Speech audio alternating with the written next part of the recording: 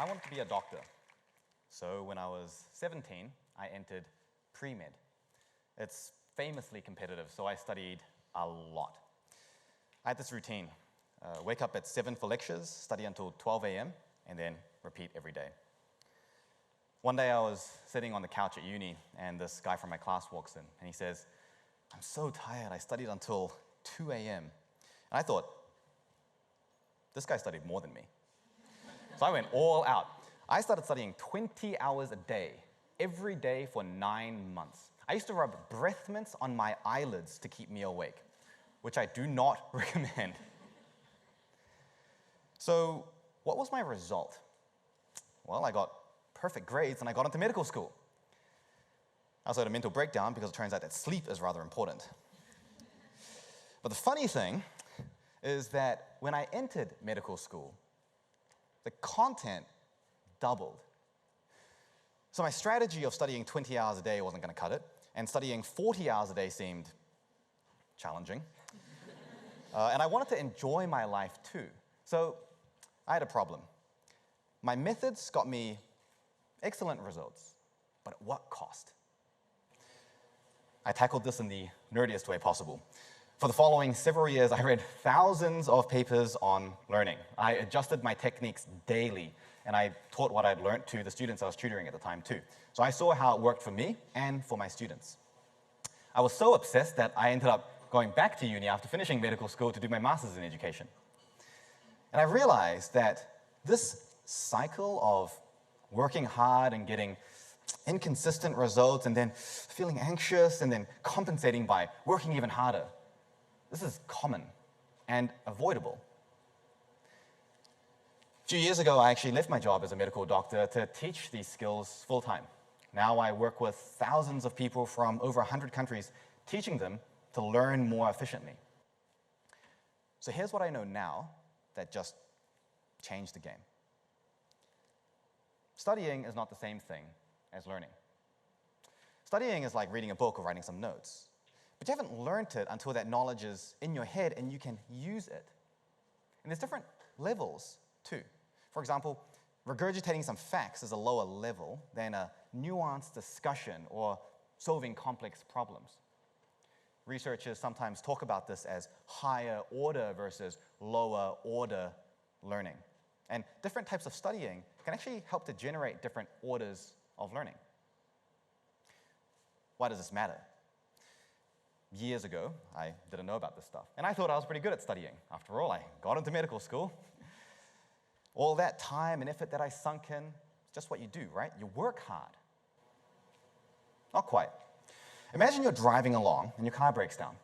If you're like me, you pull over, pop the hood, take a look, and you think, I don't know anything about cars. If you don't know how the engine works, you cannot fix it.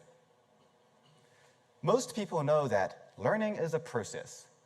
But what goes on in that process? If we don't do well, do we know why and how to fix it?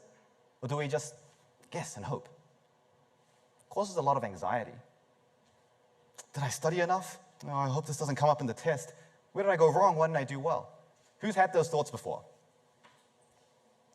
We end up living in fear of learning. So step one is to learn how the engine works. Become the mechanic of your own brain. This thinking about thinking is called metacognition, and research shows that those with higher metacognition tend to do better. And even if you're not doing better straight away, you at least know how you can get better. The more you learn, the more control you have, the less stressed you get. This builds confidence. On the other hand, if you have low metacognition, just do whatever someone tells you to do. This is probably the same thing that your friends are doing. The problem is that common methods create common results. In my practice, I often see students overusing flashcards and spaced repetition. It's a common strategy on social media. In fact, in my pre-med year, I spent 4 hours a day, every day, to cover over 3,000 flashcards. But how efficient is it when we're trying to juggle multiple subjects at the same time? And how effective is it when we need to reach a level to solve complex problems? Not a lot of research has looked at that. And some of the latest research suggests that there are some significant limitations, and the majority of people using these approaches are not getting top marks. But if that's all you know, then taking that away is confronting. That's how I felt. Some people even get defensive, like, how dare you challenge my main technique? On the other side, I work with professionals that went through uni this way, and they're struggling to learn efficiently while working full-time. They're recertifying, they're doing courses, they're going back to uni, and they're dreading it. So we can avoid problems like this by learning about learning. One of the things that's been consistently shown to help improve learning is something called higher order thinking skills. Now, this is HOTS, literally HOTS. And higher order thinking is the type of thinking that's needed to help generate this higher order learning, those different levels of learning I've been talking about. A characteristic feature of higher order learning is that information is integrated, not isolated. You're always connecting new information to a wider purpose or the bigger picture. You're looking for relationships and comparing information against other pieces of information. Lower order learning is isolated. It's about memorizing facts and definitions and processes. If you do a lot of this, learning feels very tedious and irrelevant. Higher order learning connects information so that your brain sees it as relevant and therefore worth retaining. If you learnt the same thing with lower order learning, it's not very connected. So our brain doesn't think it's very relevant, so we forget it more easily. On top of that, learning has this snowball effect. The more you know about something, the easier it is to learn more about it. Higher order learning creates networks of knowledge, which is a stronger foundation for future learning. As you learn more, things make more sense and you become more efficient. Unlike with lower order learning, where as you learn more, your brain doesn't know what to do with all the isolated new pieces of information, and you just get more overwhelmed. Exams, especially at uni and beyond, test at higher orders more and more. So how do we do more higher order learning? Well, unfortunately, the research is quite complicated. And so there is no agreed on step-by-step guide for higher order learning. Thank you, goodbye. Just kidding. Fortunately, this is one of the main things that I spent years experimenting with. And teaching this skill is one of the core parts of the work that I do now. So here is my step-by-step guide on higher order learning. Step one was to learn how the engine works, improve our metacognition. We can start this by tuning into the feeling of lower order versus higher order learning. I call this building a radar. You know that feeling you get when you're reading something and you think, I am not going to remember this. You know you're going to have to go over it again and again and again. You can feel the information slipping out of your brain. Who's felt that before? Your brain is telling you, this is irrelevant. It's isolated.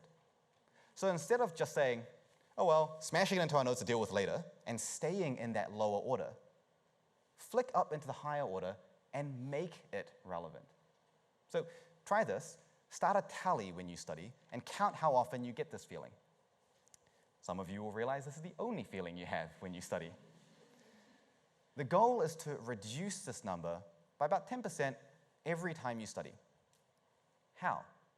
Step 2, group information together.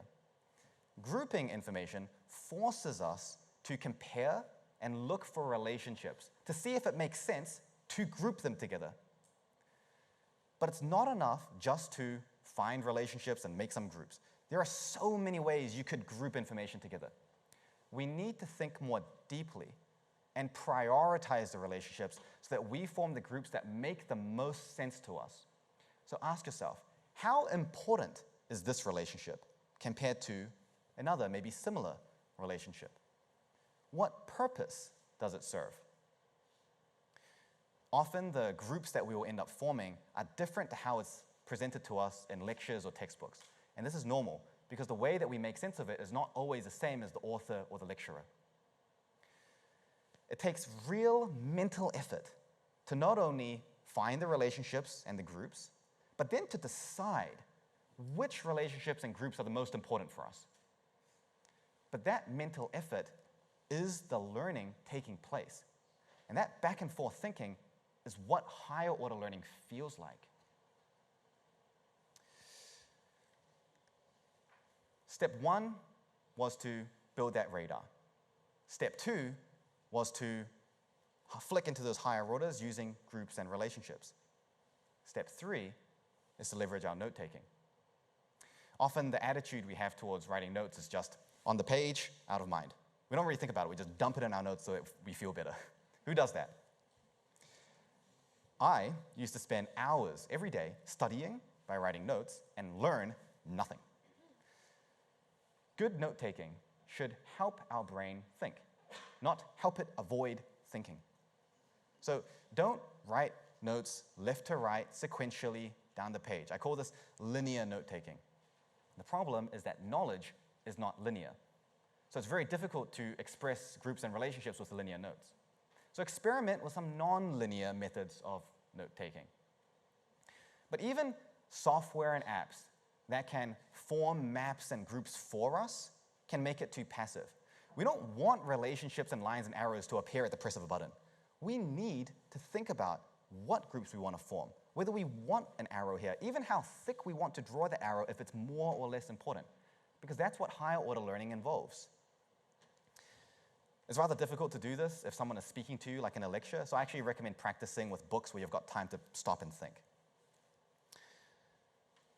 I built a complete system using these methods. It's an end-to-end method of learning that I train to students as young as 12 years old, all the way through to people post-retirement in their 70s. And over the last 2 years, I've collected data on around 5,000 of these students across 120 countries. And we've found that those that use these methods are able to reach a level of learning and retention that would normally take them 4 weeks in just 1 or 2 weeks. And the important thing is that this is a skill. A lot of people say, I'm not smart enough, or I'm just too old for this. After working with so many people, I can tell you that this is something that you can train. And like any skill, it will come more naturally to some, but training does make it easier. Around now, usually, people will say, well, Justin, it seems like this all takes a lot of time and effort that I already can't afford. I can see some of you thinking that right now. And you're right, which is why most people don't do it. In fact, there's something called the misinterpreted effort hypothesis. It says that when we think something takes too much effort, we also see it as being ineffective, so we stop doing it. But research, especially around learning, shows us that some of the most effective strategies require more effort. So avoiding it would be like going to the gym to work out, but because the weights take effort to lift, we think, oh, it's not working, and then we go home. But what if it's too hard? What if we don't use higher order thinking? What then? Well, sure, you could cover your content faster, but only if we think about studying and not learning. In reality, what I found is that we waste more time just relearning the things that our brain saw as irrelevant and then forgot. It's hard to see how big of a deal this is if we think about studying as just one session on a single afternoon. But across weeks of studying, that is a lot of wasted time. It's also very difficult to even reach higher orders of learning if we're mostly thinking in the lower orders. So if we need to reach a high level, and we don't have time to constantly just relearn things, then higher order learning is actually more time efficient. So I'll leave you with this. Don't be like me and just study more. We all only have 24 hours in a day. So would you rather use it to study or to learn? Thank you.